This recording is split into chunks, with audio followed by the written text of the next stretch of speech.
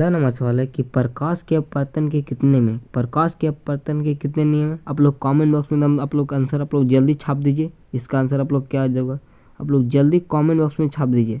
जल्दी आप लोग छाप दीजिए कमेंट बॉक्स में क्या होगा आंसर इसका। अब आज हम 40 काफ़ी इंपॉर्टेंट क्वेश्चन लेकर आए हैं दोस्तों। आप लोग 40 इसको आप लोग कर लेना, तो इससे बाहर आप लोग से एक भी की आप लोग का पूछा नहीं जाएगा सवाल। अपना आप लोग 40 में 40 आप लोग सही कर दीजिए, 40 में 40, इससे बाहर आप लोग का एक भी सवाल नहीं पूछा जाएगा। आप लोग दावे के साथ कहता हूँ। आप लोग जल्दी कमेंट बॉक्स में आंसर आप लोग दीजिए कि प्रकाश के अपवर्तन के कितने नियम है, प्रकाश के अपवर्तन के कितने नियम है। इसका आंसर होगा 2 हो जाएगा। काफ़ी बार पूछा गया, ये काफ़ी बार में हर साल पूछा जाता है बोर्ड में। ये काफ़ी इंपॉर्टेंट क्वेश्चन है, इसमें ट्रिपल स्टार मार देते हैं। ये बार बार एग्जाम में पूछा जाता है। तो आप लोग एकदम वीडियो को आप लोग अंत तक बने रहिएगा। आप लोग सभी क्वेश्चन का आंसर आप लोग जल्दी याद कर लीजिए। आप लोग के इससे बाहर एक भी सवाल ना पूछा जाएगा। दूसरा नंबर सवाल है कि प्रकाश के परावर्तन के कितने नियम, प्रकाश के परावर्तन के कितने नियम है। इसका आंसर हो जाएगा 2। प्रकाश के अपवर्तन और प्रकाश के परावर्तन के दोनों 2 नियम होते हैं। तो आप लोग दोनों याद रखिएगा, काफ़ी इंपॉर्टेंट है। ये बार बार एग्जाम में पूछा जाता है, काफ़ी बार बोर्ड ने पूछा गया प्रश्न है, तो आप लोग याद रखिएगा। तीसरा नंबर सवाल है कि सरल सूक्ष्मदर्शी में किसका उपयोग होता है, किसका उपयोग होता है। ये काफ़ी इंपॉर्टेंट है। लोग जल्दी कमेंट बॉक्स में आंसर आप लोग छाप दीजिए। आप लोग 40 में 40 आप लोग सही कर दीजिए, 40 में 40, इससे बाहर आप लोग का एक भी सवाल ना पूछा जाएगा। जल्दी आप लोग आंसर दीजिए कि सरल सूक्ष्मदर्शी में किसका उपयोग किया जाता है। इसका आंसर उत्तर लेंस हो जाएगा। करेक्ट आंसर डी है, आप लोग याद रखिएगा। चौथा नंबर सवाल है कि जो नेत्र निकट की वस्तु को साफ नहीं देखता। क्या पूछा, जो नेत्र निकट की वस्तु को साफ नहीं देख सकता उस नेत्र में होता है, उस नेत्र में क्या होता है। उसका आंसर होगा दूरदृष्टि। निकट दृष्टि मतलब निकट की वस्तु नहीं दिखाई देता तो दूरदृष्टि होता, और दूर की वस्तु नहीं दिखाई देता तो निकट दृष्टि बनना। आप लोग दोनों क्वेश्चन आप लोग याद रखिएगा। तो करेक्ट आंसर ये हो जाएगा। आप लोग काफ़ी इंपॉर्टेंट है, एकदम सब काफ़ी इंपॉर्टेंट है दोस्तों। इससे बाहर आप लोग का एक भी सवाल नहीं पूछा जाएगा। आप लोग जल्दी रटा मार लीजिए।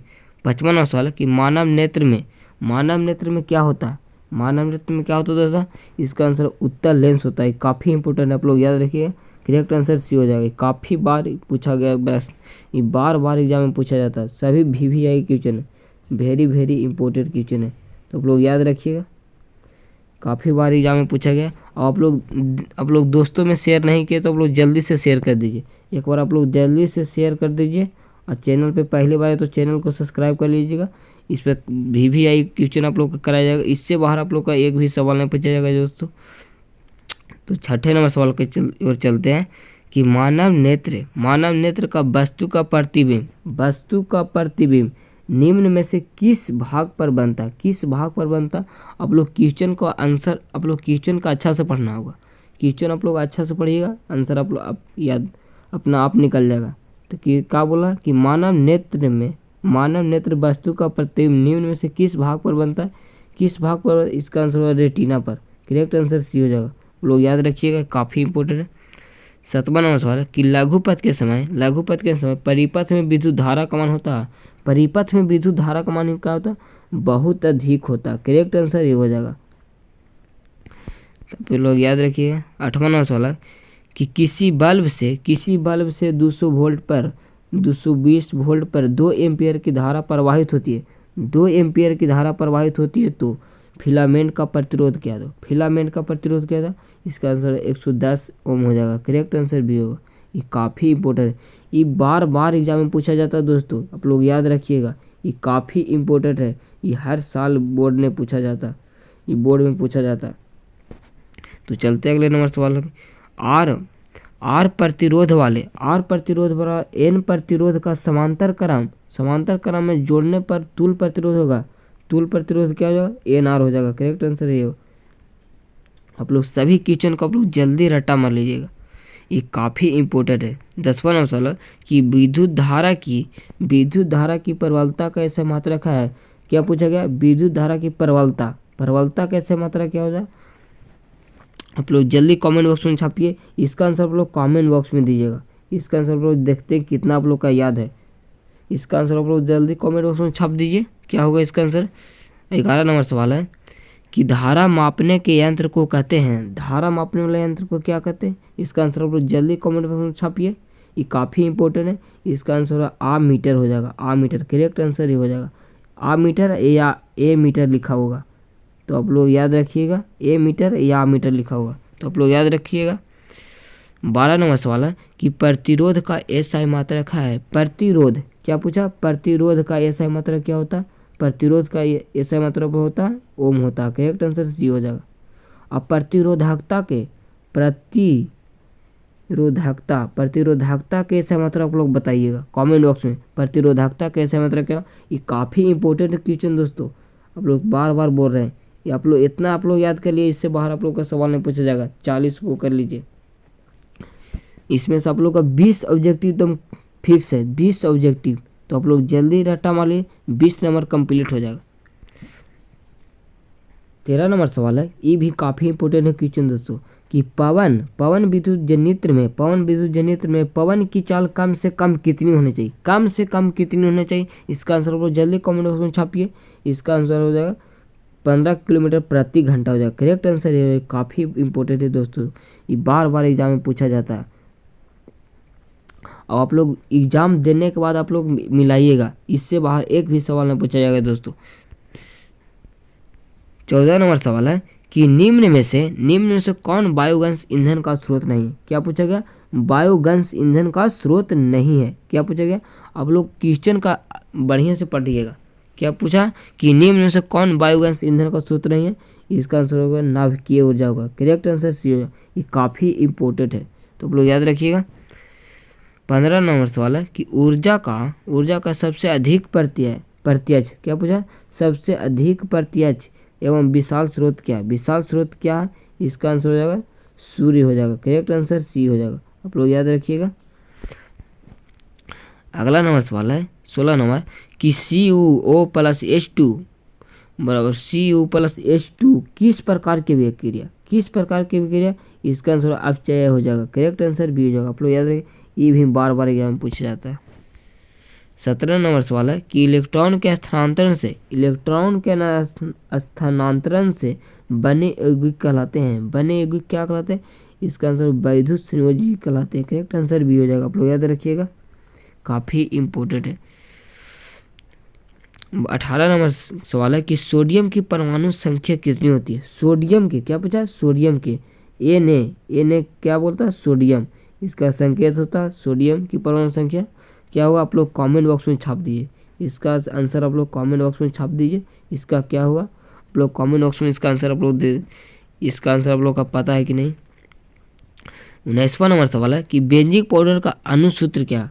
बेंजिक पाउडर का अणुसूत्र क्या होता है?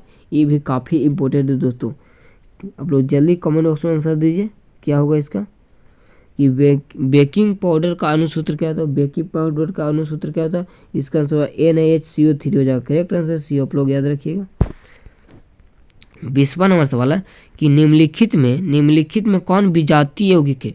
निम्नलिखित में कौन विजातीय यौगिक है? काफ़ी इंपॉर्टेंट, आप लोग जल्दी आंसर दिए, इसका आंसर प्लास्टर ऑफ पेरिस हो जाएगा, करेक्ट आंसर डी होगा, ये आप लोग याद रखिएगा।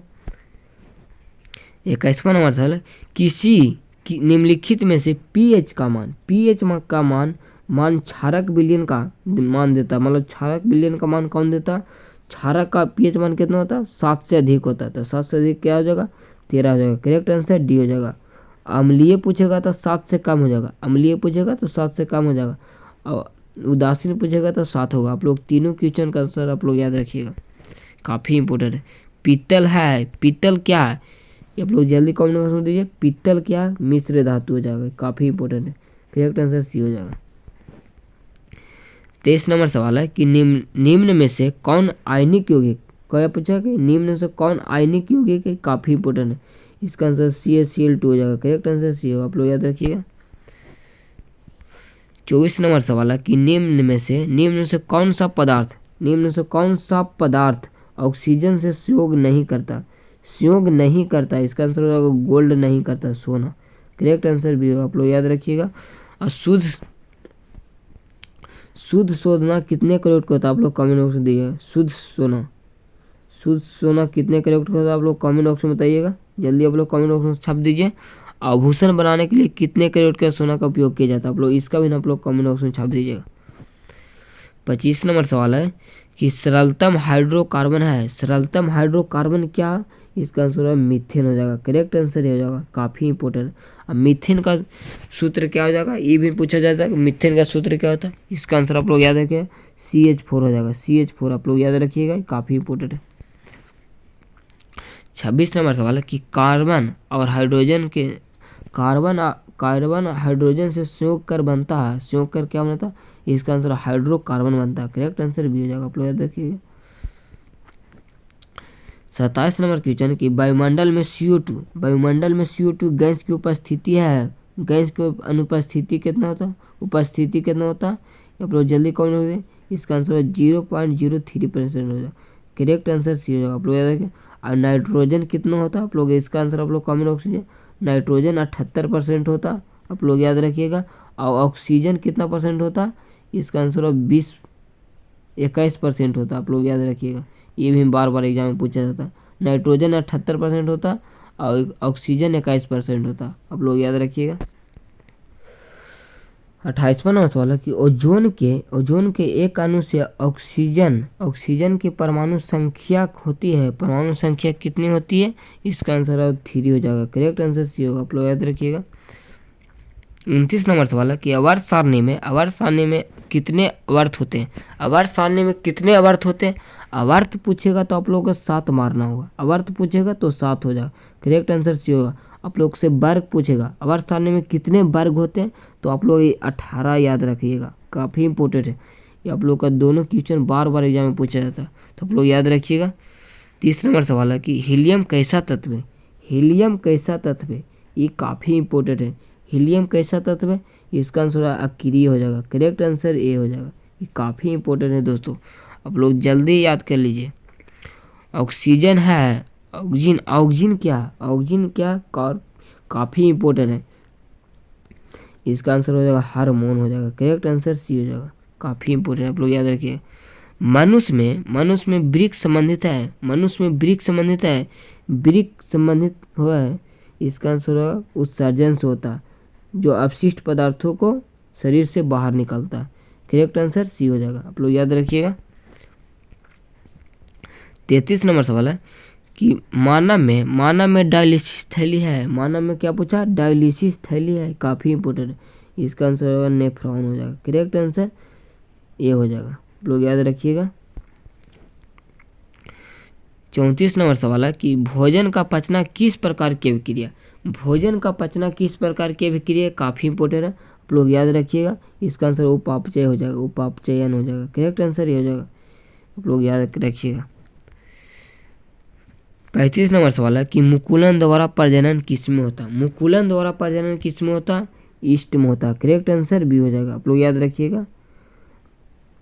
हाँ, अमीबा अपैरामीशियन में कैसा प्रजनन होता है? आप लोग कमेंट बॉक्स में दीजिएगा, कमेंट बॉक्स में एकदम तड़का लगा दीजिए कि अमीबा अपैरामीशियन में कैसा प्रजनन होता है। आप लोग काफ़ी इंपॉर्टेंट है, ये बार बार एग्जाम में पूछा जाता है, तो आप लोग याद रखिएगा। फूल में नर प्रजनन अंग होता है, काफ़ी इंपॉर्टेंट। इसका आंसर होगा पुंकेसर होता है। करेक्ट आंसर ये हो जाएगा, ये आप लोग याद रखिएगा। इसका भी आप लोग याद रखिए कि वर्तिका, अंडप और वर्तिका, ये तीनों मादा जनन तंत्र का भाग होता है, आप लोग याद रखिएगा। इतना आप लोग कर लिए ना दोस्तों, इससे बाहर आप लोग का एक भी सवाल ना पूछा जाएगा, काफ़ी इंपॉर्टेंट है। गुणसूत्र बने होते हैं, किसका बने होता है? DNA तथा प्रोटीन एवं RNA के बने होते हैं। करेक्ट आंसर सी हो जाएगा, आप लोग याद रखिएगा, काफ़ी इंपॉर्टेंट है। कोशिका में अनुवांशिक पदार्थ है, क्या होता है? काफ़ी इंपॉर्टेंट है, आप लोग जल्दी आप लोग कमेंट बॉक्स में आंसर आप लोग बताइए कि अनुवांशिक पदार्थ क्या होता है? DNA होता है। करेक्ट आंसर ये हो जाएगा। और DNA का फुल फॉर्म क्या होता है? इसका भी आप लोगों को पूछा था। DNA का फुल फॉर्म आप लोग कमेंट बॉक्स में बताइएगा कि DNA का फुल फॉर्म क्या होता है? आप लोग याद रखें, डीऑक्सी राइबो न्यूक्लिक एसिड, आप लोग याद रखिएगा, इसका जगह। और आनुवांशिक फादर ऑफ जेनेटिक्स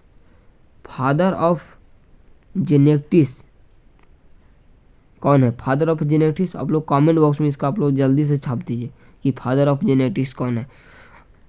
आप लोग जल्दी आप लोग कमेंट बॉक्स में छापिएगा।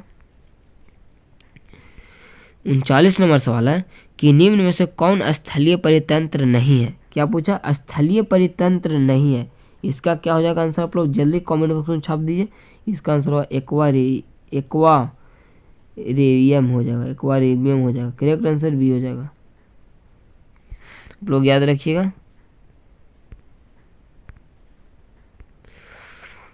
40 नंबर सवाल है कि CFC का पूरा नाम क्या होता है? CFC है, CFC क्या होता है?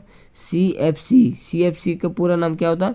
इसका आंसर होगा क्लोरोफ्लोरोकार्बन हो जाएगा, क्लोरोफ्लोरोकार्बन। करेक्ट आंसर ये हो जाएगा। ये काफ़ी इंपॉर्टेंट है दोस्तों, आप लोग याद रखिए। तो आज के लिए इतने ही। जय हिंद, वंदे मातरम। अगले वीडियो में मिलेगा, तब लोग तक